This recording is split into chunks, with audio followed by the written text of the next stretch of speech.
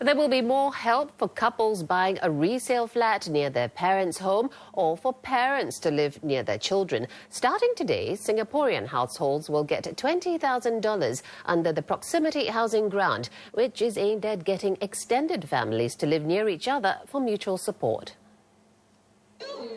Singaporean families buying a resale flat to live near their parents or married children will get a grant of $20,000. This is on top of the CPF housing grant, a maximum of $30,000 first-timer families can get when they buy a resale flat, and double the $10,000 given previously when they buy a unit near their parents' or children's home. The qualifying conditions are now more liberal, according to the National Development Ministry and Housing Development Board.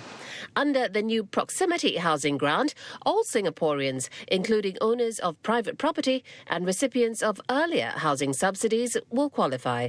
But these private property owners will have to dispose of their private property within 6 months after buying a HDB flat. There will also be no income cap for the grant. Also announced, more help for singles to buy a HDB flat. Eligible singles can now enjoy a $10,000 grant, up from the current $5,000 if they buy a resale flat with their parents. The income ceiling for singles buying new flats will also be raised from $5,000 to $6,000 from the September build-to-order exercise. When asked if the measures were related to the upcoming general election, National Development Minister Kaur said he had very good reasons to push for home ownership, as it is an important part of the governance of Singapore. Has it got to do with GE? I could not care less when it's GE. But problems need to be resolved, and when I'm ready, we'll come up with a scheme, and we announce it, we discuss it with Singaporeans first. And once I'm confident that those are practical schemes, I'll launch it as soon as we can do so. Mr. Kaur said since joining the ministry in 2011, adjustments on the housing front have been made almost every year. But as the adjustments this time round are very substantial, Mr. Kaur said they decided to hold the next BTO exercise in September instead of August, so that more buyers can benefit. The special CPF housing grant, or SHG, will be increased to further help lower and middle income households afford their first home. The changes will apply from the September BTO exercise. With the enhancement, more than two-thirds of Singaporean families qualify for the SHG, compared to more than half currently. With changes to the special CPF housing grant, middle and lower income households and now the singles will get more help to buy their first flat. Take the example of a first-timer family who earns $4,000 a month and plans to buy a four-room flat that costs almost $300,000 in a non-mature estate. The family will receive an additional housing grant of $15,000. But under changes to the special housing grant, the family will also receive a grant of $40,000, up from the previous $20,000. This means the family will receive a total of $55,000 in grants, and the flat will cost $240,000 after deducting the grants. For another family who earns $1,000 a month and buys a two-room flat that costs $110,000, they will receive an additional housing grant of $40,000. With the increased special CPF housing grant, the family will receive another $40,000, bringing the total amount of grants received to $80,000.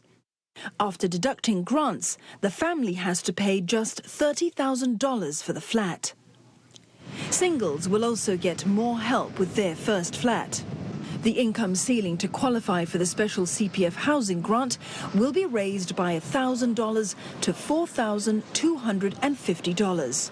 The maximum grant amount will also be doubled from $10,000 to $20,000. And more Singaporeans will be able to apply for new HDB flats and executive condominiums now that the income ceiling for home buyers has been raised. While the HDB is expected to be able to cope with the new demand, industry watchers say that with close to 3,000 EC units in the market still unsold, this is an opportunity for private developers to push EC sales. The next HDB Build-to-Order or BTO exercise is scheduled for September. And with the higher income ceiling for new flats, more Singaporeans will be able to join the queue. National Development Minister Koh Boon Wan says he's positive HDB can manage any change in demand and that the change will not edge out the lower income families or those who really need a flat.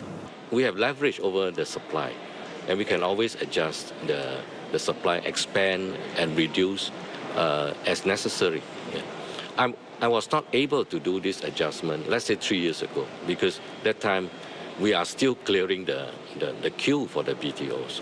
So I think if we were to do these significant ceiling adjustments, let's say 2.5 years, 3 years ago, I think the concern that you expressed will be very valid. But now that we have cleared the queue largely, I think it's as good a time.